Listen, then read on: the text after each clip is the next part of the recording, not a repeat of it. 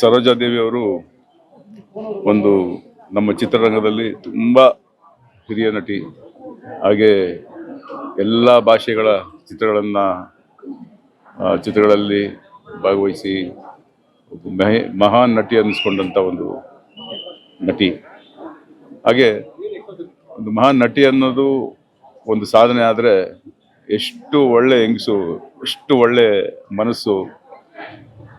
ಎಲ್ಲರಿಗೂ ಒಂದು ಚಿಕ್ಕ ಕಲಾವಿದರಿಂದ ದೊಡ್ಡ ಕಲಾವಿದರವರೆಗೂ ಎಲ್ರಿಗೂ ಎಷ್ಟು ಚೆನ್ನಾಗಿ ಮಾತಾಡಿಸ್ತಾ ಅವರ ಒಂದು ಜೀವನದ ಒಂದು ಚಿತ್ರರಂಗದ ಹಾದಿಯಲ್ಲಿ ಯಾವ್ಯಾವ ರೀತಿ ಬೆಳೆದು ಬಂದೆ ಅಂತ ನಮ್ಮ ಕಲಾವಿದರ ಸಂಘದ ಮೀಟಿಂಗ್ಗಳಲ್ಲಿ ತುಂಬ ಸರಿ ಎಲ್ರಿಗೂ ಹೇಳೋರು, ನೀವು ಈ ಥರ ಇರಬೇಕಮ್ಮ, ಈ ಥರ ಬೆಳಿಬೇಕು, ಈ ಥರ ಒಂದು ಚಿತ್ರರಂಗದಲ್ಲಿ ನಿಮ್ಮದೊಂದು ಜವಾಬ್ದಾರಿ ಅಂತ ಎಷ್ಟು ಚೆನ್ನಾಗಿ ಎಲ್ರಿಗೂ ಬುದ್ಧಿವಾದ ಹೇಳ್ಕೊಂಡು ಅವ್ರನ್ನೆಲ್ಲ ನಗಿಸ್ಕೊಂಡು ಅಷ್ಟು ಚೆನ್ನಾಗಿದ್ರು.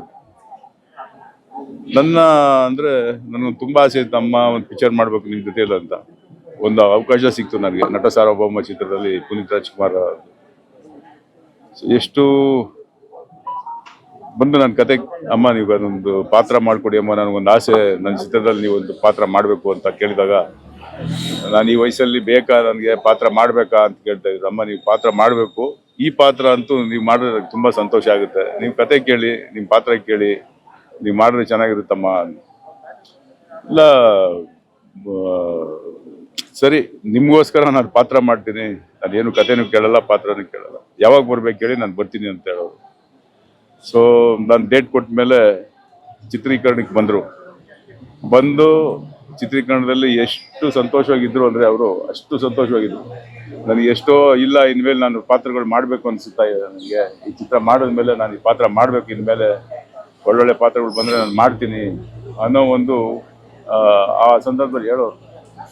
ಹೌದಮ್ಮ, ನೀವು ನಿಲ್ಲಿಸಬಾರ್ದು, ನೀವು ಪಾತ್ರ ಮಾಡ್ತಾ ಇರಬೇಕು ಅಂತ ಮಾತಾಡ್ತಾ ಆ ಸಂದರ್ಭದಲ್ಲಿ ನೀವು ತರಿಸ್ಬೇಡಿ ಊಟ, ನಾನು ತರಿಸ್ತೀನಿ ಊಟ ಇವತ್ತು, ಅಮ್ಮ ಬೇಡಮ್ಮ ನಾನು ತರಿಸ್ತೀನಿ. ಇಲ್ಲ ನಾನು ನಿಮ್ಗೆ ಯಾವಾಗಲೂ ತರಿಸ್ತಾ ಇರ್ತೀರ, ನನಗೆ ಇದೊಂದು ಯೋಗ, ಎಲ್ರಿಗೂ ನಮ್ಮ ಚಿತ್ರರಂಗದ ಎಲ್ಲರಿಗೂ ಒಂದು ಊಟ ಹಾಕೋ ಯೋಗ ಅಲ್ವಾ, ನಾನು ತರಿಸ್ತೀನಿ ಅನ್ನೋರು. ಪಾಪ ಅಂಬರೀಷ್ ಅಣ್ಣನ ಥರ ಅವರು ಬಿರಿಯಾನಿ ಅಷ್ಟು ವೆರೈಟೀಸ್ ಮಾಡಿಸಿ ಊಟ ತರಿಸಿ ಎಲ್ಲರಿಗೂ ಊಟ ಹಾಕ್ಸೋರು. ಒಂದು 2-3 ದಿನ ಅದೇ ಥರ ಮಾಡಿದ್ರು ಅವರು. ಅಷ್ಟು ಅಚ್ಚುಕಟ್ಟಾಗಿ ಖುಷಿಯಾಗಿರೋರು. ಸಂದರ್ಭ ಬಂದಾಗ ಯಾವಾಗಲೂ ನನಗೆ ಫೋನ್ ಮಾಡೋರು, ಊಟ ಮಾಡಿ ಬನ್ನಿ, ಮನೆಗೆ ಬನ್ನಿ, ನನಗೂ ಬೇಜಾರಾಗ್ತಾ ಇರುತ್ತೆ, ಬನ್ನಿ ನೀವು ದೊಡ್ಡಣ್ಣ. ಅಂಬರೀಷ್ ಅಣ್ಣ ಇದ್ದಾಗಂತೂ ಗೊತ್ತಲ್ಲ, ಎಲ್ರಿಗೂ ಗೊತ್ತು, ನನ್ನ ತಮ್ಮ ಅಂತ ಅಷ್ಟು ಬಾಯಿ ತುಂಬ ಮಾತಾಡಿ ಅವರು ರೇಗಿಸ್ತಾ ಮಜವಾಗಿರೋದು. ಸರಿ, ನಾವು ಊಟಕ್ಕೆ ಸುಮಾರು ಸರಿ ಊಟಕ್ಕೆ ಬಂದಿದ್ದೀನಿ, ಅಮ್ಮನ ಜೊತೆಲಿ ಊಟ ಮಾಡಿದ್ದೀನಿ. ನನಗೆ ಯಾಕೋ ಈ 1 ತಿಂಗಳಿಂದ ತುಂಬಾ ನನಗೆ ಕಾಡ್ತಾ ಇತ್ತು. ಫೋನ್ ಮಾಡಿದಾಗ ಎಲ್ಲ ಒಂದ್ಸರಿ ಮಾತಾಡಿದ್ರು, ಮಹಿಷಾರಿಲ್ಲ, ನಾನು ಫೋನ್ ಮಾತಾಡ್ತೀನಿ ಅಂತ. ಆಮೇಲೆ ಸುಮಾರು ಸರಿ ಟ್ರೈ ಮಾಡಿ ಸಿಗಲಿಲ್ಲ. ನೀವು ನಂಬಲ್ಲ, 3 ದಿನಕ್ಕೆ ಮುಂಚೆ ಫೋನ್ ಮಾಡಿದೆ ನಾನು ಅಮ್ಮನ ಫೋನ್ ಮಾಡಿ, ಯಾಕೋ ತುಂಬಾ ಮಾತಾಡಬೇಕು ಅನಿಸ್ತು, ಮಾತಾಡೋಣ ಅಂತ ಫೋನ್ ಮಾಡಿದೆ ಅಮ್ಮನ 3 ದಿನಕ್ಕೆ ಮುಂಚೆ. ಮಾಡಿದಾಗ ಫೋನ್ ತೆಗ್ದಿಲ್ಲ. ಆಮೇಲೆ ನಾನು ಹಿಂದೂವರೆಗೆ ಫೋನ್ ಮಾಡಿದೆ ಅವ್ರ ಮಗಳಿಗೆ, ಅಮ್ಮನ ಹತ್ರ ಮಾತಾಡ್ಬೇಕಲ್ಲಮ್ಮ, ನಾನು ತುಂಬ ದಿನ ಆಯಿತು, ನೀವು ಇದ್ದೀರ ನಾನು ಬರ್ತೀನಿ ಅಂತ.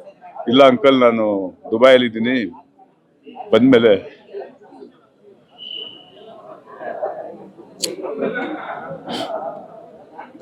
ಅಂದರೆ ಇವತ್ತು ಬೆಳಿಗ್ಗೆ ಸೋಮವಾರ ಬರ್ತಾ ಇದ್ದೀನಿ, ನೀವು ಸೋಮವಾರ ಬನ್ನಿ ಅಂಕಲ್, ನಾನು ಫೋನ್ ಮಾಡ್ತೀನಿ ಅಂತ ಹೇಳಿದ್ರು.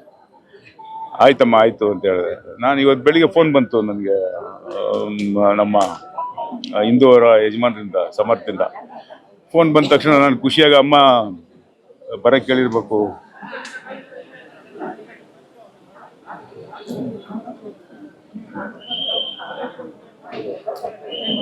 ಇವತ್ತು ಅಮ್ಮನ್ನ ನೋಡೋಣ ಅಂತ ತುಂಬ ಆಸೆ ಪಟ್ಟಿದ್ದೆ. ಆದರೆ ಅವರು ಫೋನ್ ಮುಖಾಂತರ ಅವ್ರು ಹೇಳಿದ್ದು ಮಾತು ಈ ಥರ ಹೋಗ್ಬಿಟ್ರೋಣ ಅಂದ ತಕ್ಷಣ ತುಂಬ ನೋವಾಯಿತು ನನಗೆ.